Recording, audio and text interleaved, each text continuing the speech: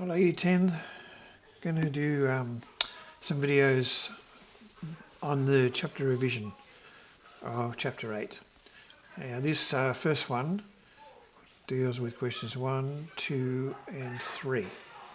Okay, let's have a quick look. I'm going to do question 1 and 2 at the same time, just to show you the process. There's no doubt you're going to be getting a question on something like this. Now, these sort of questions, question 1 and 2, deal with things in a few steps.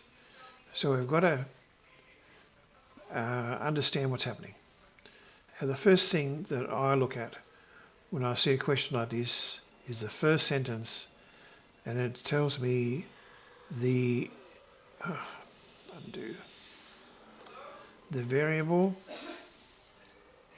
There's another variable, and it tells me the relationship between them. Variable, temperature T, height H, and it tells me the relationship between them. Now in this first one, H is directly proportional to T. Now that, when you see the word directly proportional, it means that H is increase. If H increases, so does T. If H gets more, so does T. If H gets less, so does T. This one, inversely proportional, means the opposite. When one gets larger, the other one gets smaller. So, when you see directly proportional, I'm going to put the first variable and then the second one, and there's got to be a link. We have to find a link so we know how to answer the rest of it, and that link is what the textbook calls K, Constant of Proportionality it's called. And so you might get this wording. So that's what that means. K equals okay. So you know what that is. Basically, it's a link between one variable and the other one. Here we've got one variable, T, and because it's inversely proportional, the link equation looks different. Direct proportional, that's that one. Inverse proportional is a fraction with this K on top. Okay, so directly proportional, this is what we look like.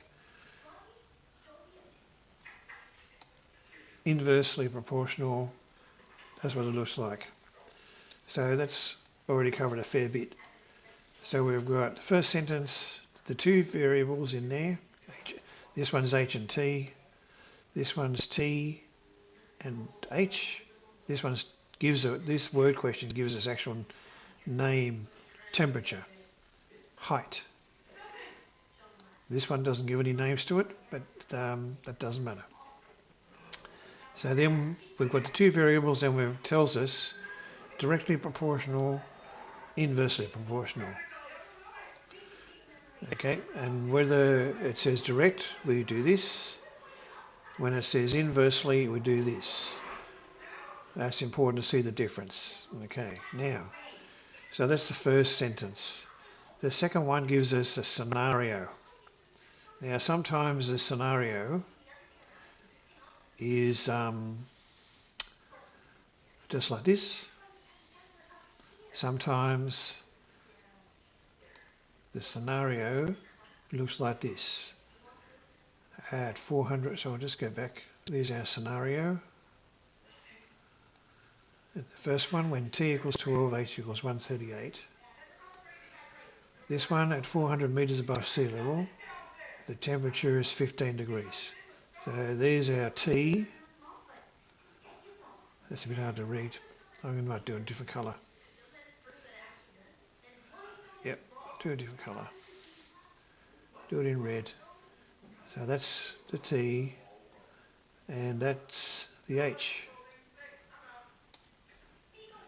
There's the T and there's the H. Okay. Because we need that to be able to find out what K is. Even though the question doesn't tell us to, we've got to find out what K is so we can do the last part. Okay, so we need this scenario to answer the rest of the question. Okay, so then how we find our K is to sub in these values. So all that's left that's not known is K. So when T equals 12, H is 138.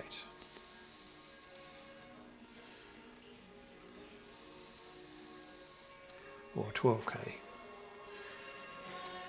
This one, let's do in height is 8 at 400. So I'm just putting 400 instead of H here, and the temperature is 15. And K is the unknown. So this one and the first one, we're going to find out what the link is by subbing in. Okay, so now what we do here, we've got a multiplying here and we've got a dividing one here. So what we do here to solve this one, to find out what K is, we do the reverse. So with the multiplying one, we divide. So 138 divided by 12 equals K. Because we really need that. And 138 divided by 12 is 11, no 10. Let me think, oh no, 11.5.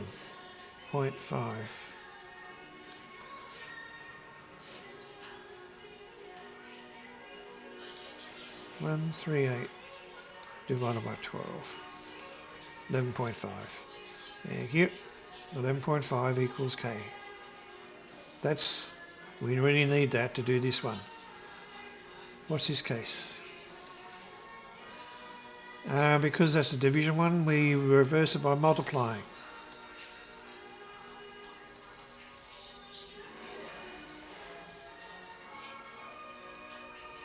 Multiply, we'll reverse that. 15 times 400.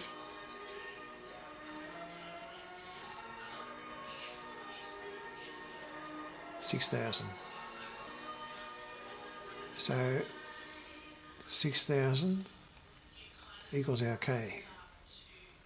Okay, so now we know what K is, we can do the rest of it. Okay, let's go back. K, the link is 11.5. So when H increases, T increases by a factor of 11.5.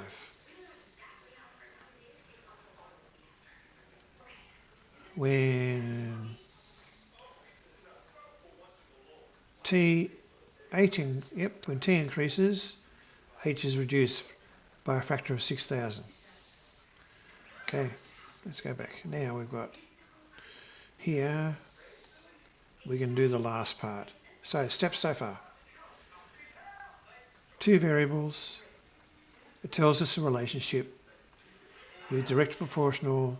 That's the starting point. One variable, temperature, other variable, height. Inverse this time. That's our starting point. Then we use the scenario. Sometimes it's in the form of a table or just two values, or in this case it's a statement. When there's a table you can choose, there's anyway one set of values will do. And this one we only got one set of values. This one we've only got one. So we use this to work out what K is by subbing in. So instead of T equals K over H, T is 15 in this case, and H is 400. So we sub in the values and then we can work out what K is. We've got a scenario here. We sub them in to find out what k is. T is 12 and h is 138. And we'll finally work out what k is. So the next step is to use that to work out this. So find h when t is 27. And now we go at this as well, because that's the idea.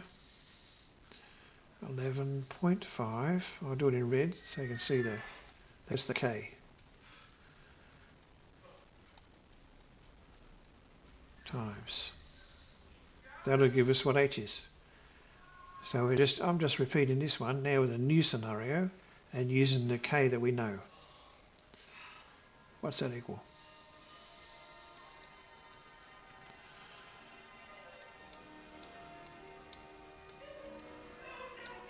$310.5.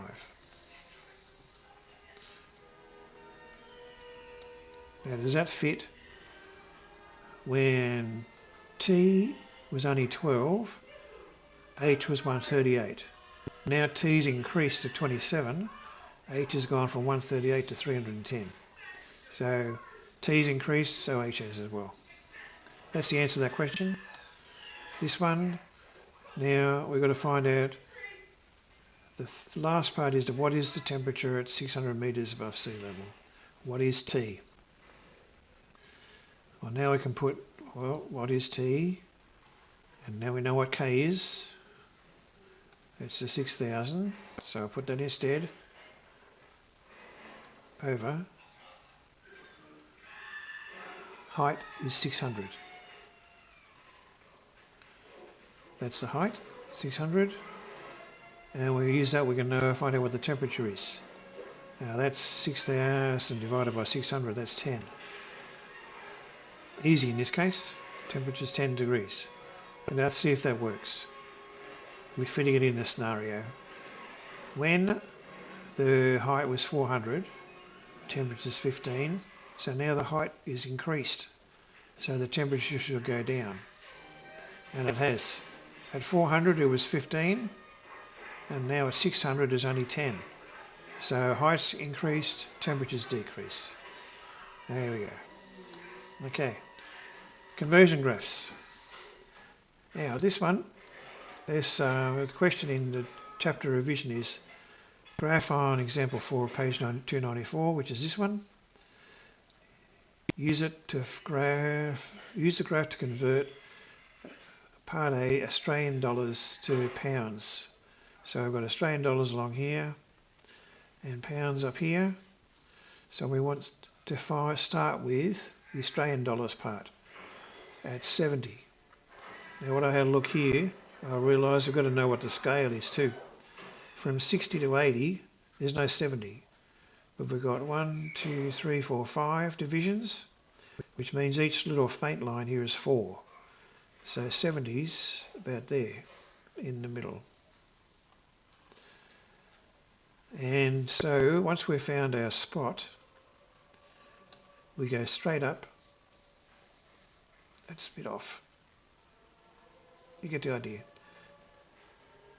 Go straight up to where it hits the red line, and you go straight across. And that's, as I said, it's a little bit off. But it looks like it's, and then we need to know the scale here too. 42, 44, looks like about 45, 46, 47, 48. There we go. I think that's got to move a bit to the right. I think that should be level with that line there. 2, 42, 44, 46 it should be. I could try and move it. Let's see how we go. Move that over a little bit. It's a bit tricky. That's not too bad. Move that up a little bit. Yep. Hopefully you'll be more accurate than mine. No, not even close. And that's gone now. But you get the idea. So when it's asking for one unit to another one, start on the part of the graph that deals with that unit first. Australian dollars, up and across. We'll go the other way.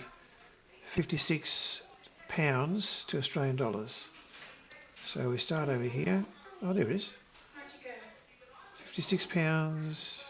I'm going to take them off. $30. Okay. So 56, 52, 54, 56. So we're going to start on the pound side and go across till it hits there. We should use the straight line and then follow it down to the bottom.